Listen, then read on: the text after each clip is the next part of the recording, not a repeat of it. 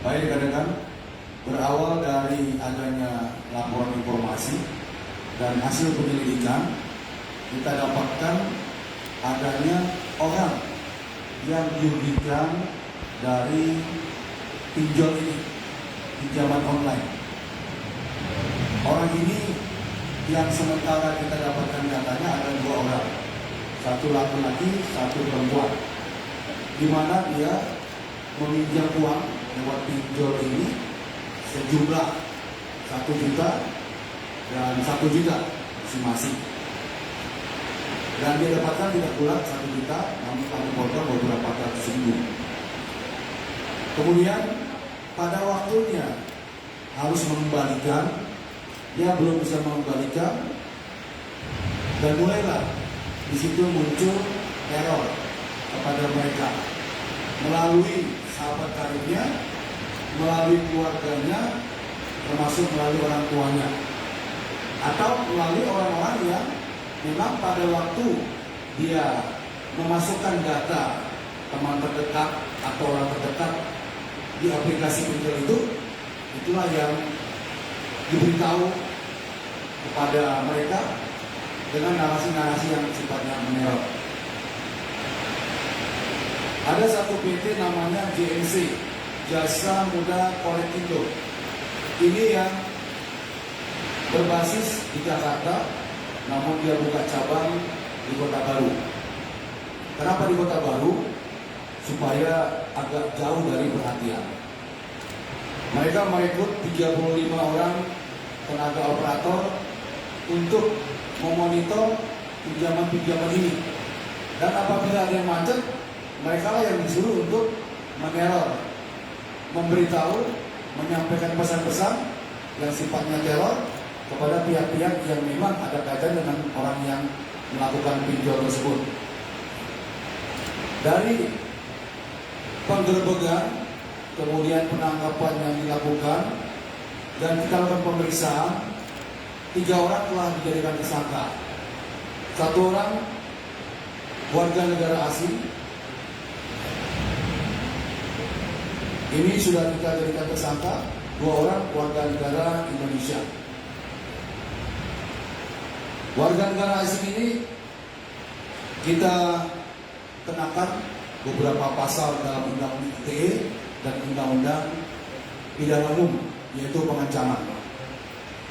Kemudian yang 2 orang lagi kita kenakan pasal yang sama, karena ada kolaborasi dalam kaitan pengancaman orang-orang yang diduga melakukan terlambat membayar tersebut. Tersangka yang pertama atas nama SN alias GW, ini orang Chinese, orang asing.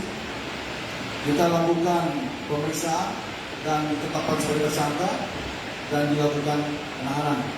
Kemudian yang kedua tersangka inisial DU, seorang wanita, orang Indonesia. Kita lakukan pemeriksaan, tetapkan tersangka, kemudian ditahan. Dan yang ketiga Harudin Kahar, ini juga kita lakukan penetapan sebagai tersangka. Pada intinya adalah mereka memasang aplikasi di internet. Aplikasi itu namanya bermacam-macam.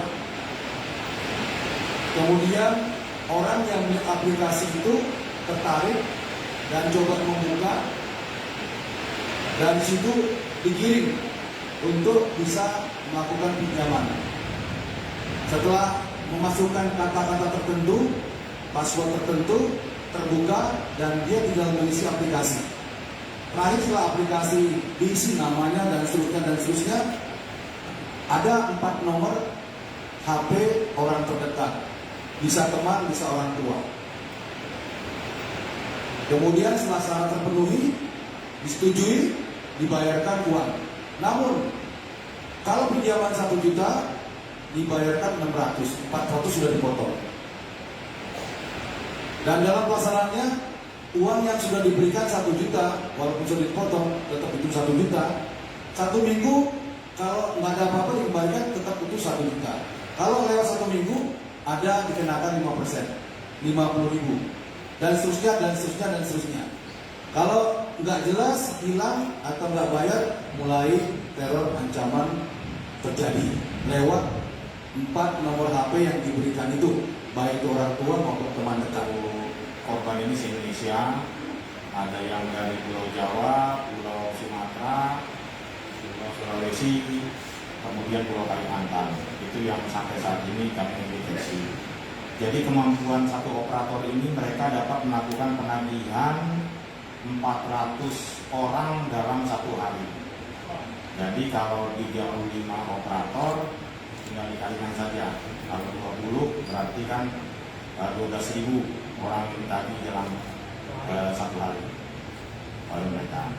Kemudian mengenai dananya, kita akan bekerja sama dengan Pak Direskrim Sus, dan kita akan bekerja sama dengan Bareskrim, OJK, PPATK akan kita telusuri. Tadi sudah diberikan arahan oleh Pak Kapolda. Nanti kalau ada update-nya bagaimana mengenai aliran dana, tentu akan kami sampaikan.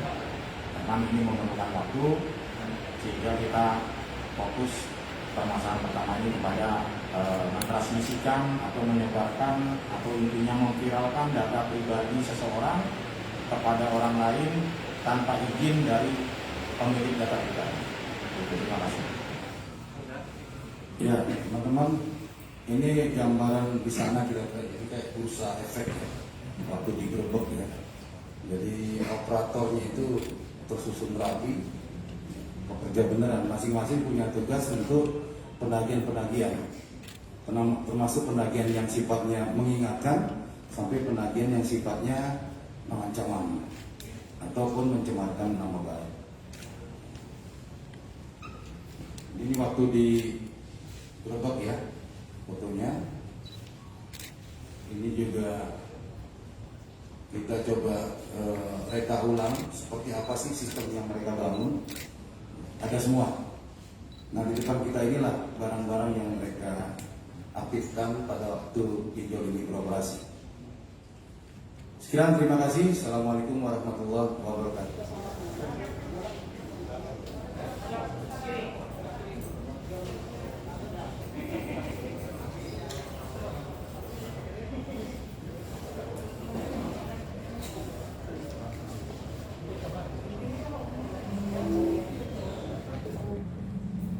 Mudah bicara ya. Sampainya bisa bertambah. Bisa bertambah. Ya. Korbannya pun pasti bertambah. Bila ada pendalaman, ada Pak Bimbing Sus, ada Pak Kapolres ya. Terima kasih rekan-rekan ya. Assalamualaikum. Waalaikumsalam.